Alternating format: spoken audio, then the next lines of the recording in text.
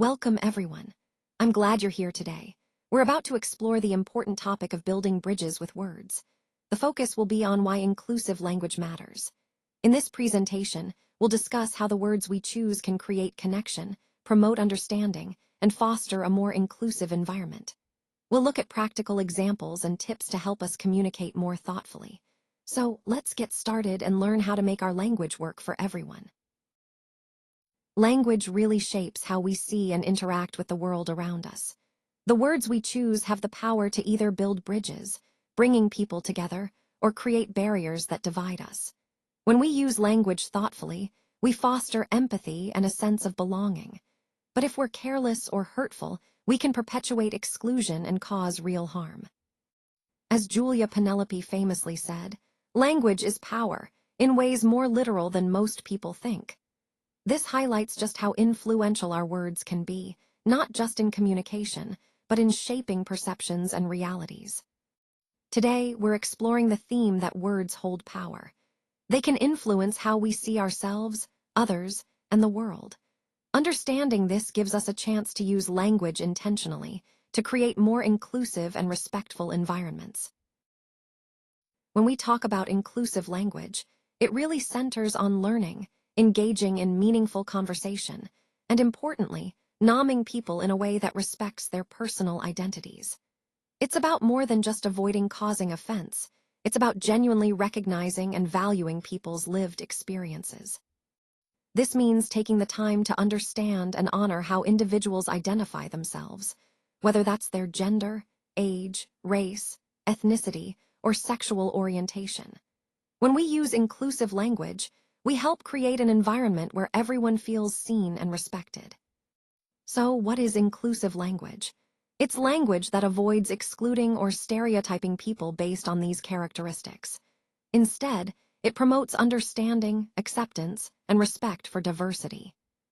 By doing this, we're not only aligning with the overall goal of fostering an inclusive space, but also enriching our interactions and connections with others. Remember, it's about being intentional and thoughtful with our words, so everyone feels valued and included. English has about 170,000 words, but interestingly, we rely on just around 3,000 of those for about 95% of our daily communication. That really highlights how selective we are with language and how much our word choices matter.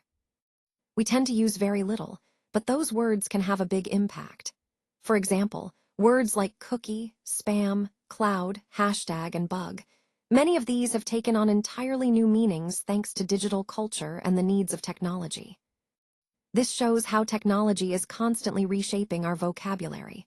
Words like girl, which once referred to any young person, or nice, which used to mean foolish, have evolved over time.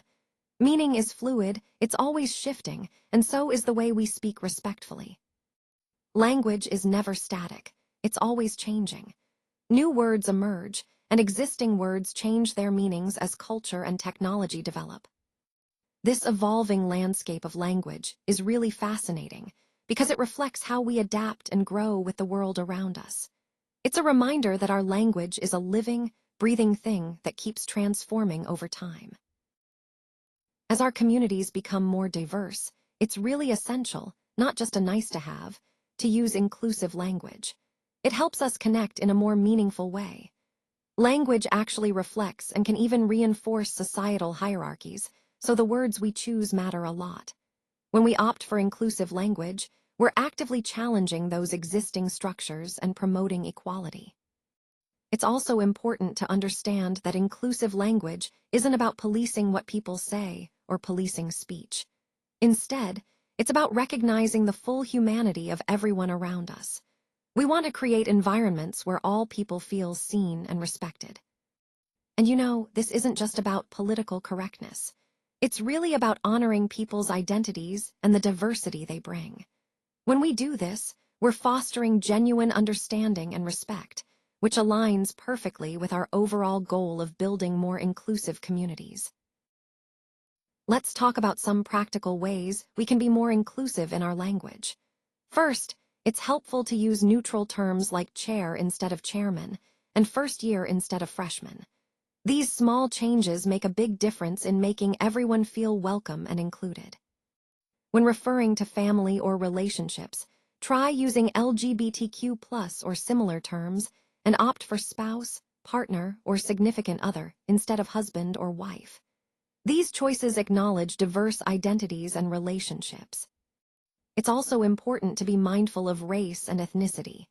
Using terms like BIPOC, Latino X, or Native American/First Nations, when appropriate, shows respect and recognition of people's backgrounds. Remember, small shifts in vocabulary can significantly impact how people feel seen and respected. By being intentional with our words, we create a more inclusive and welcoming environment for everyone.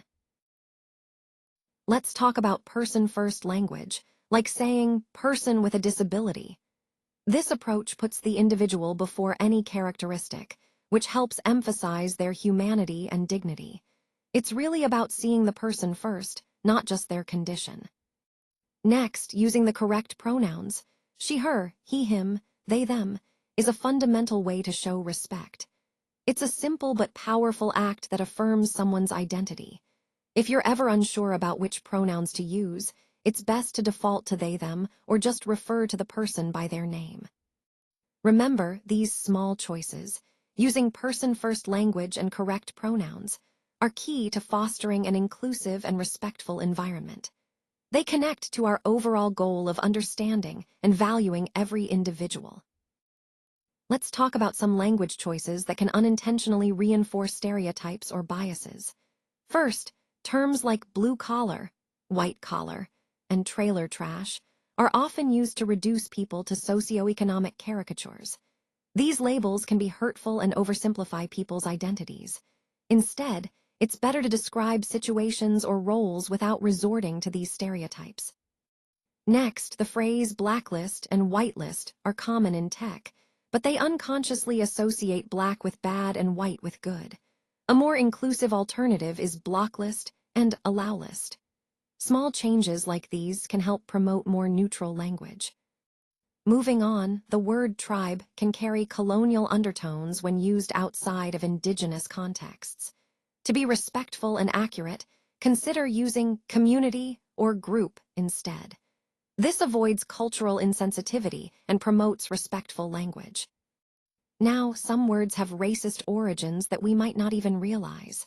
For example, Gyp comes from a slur against the Romani people, and Guru can trivialize a sacred religious title.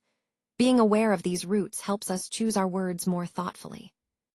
Ultimately, many words carry deep historical harm, often embedded invisibly in our everyday language.